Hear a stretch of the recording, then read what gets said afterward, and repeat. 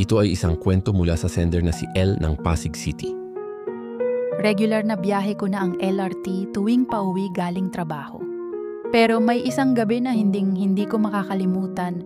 Bandang 9:00, sumakay ako sa LRT Line 1 mula EDSA Station. Medyo madilim ang loob ng tren at iilan lang kami sa loob. Umupo ako sa dulong bahagi, malapit sa pintuan.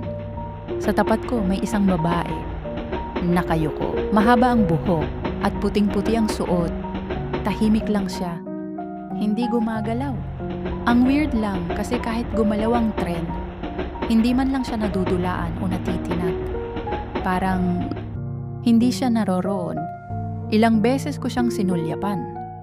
Hanggang sa isang pagkakataon, ay dahan-dahan niyang inangat ang kanyang ulo. Wala siyang muka. As in literal na wala. Walang mata, walang ilong, walang bibig. Tumayo ako agad. Pindot ako ng pindot ng emergency button pero walang sumasagot. Nung dumating kami sa Libertad Station, bumaba ako agad. Nang lumingon ako pabalik sa tren, nandoon pa rin siya nakaharap sa akin. Hanggang ngayon, hindi ko alam kung anong klaseng nilalang yun. Pero simula noon, hindi na ako sumasakay mag-isa tuwing gabi.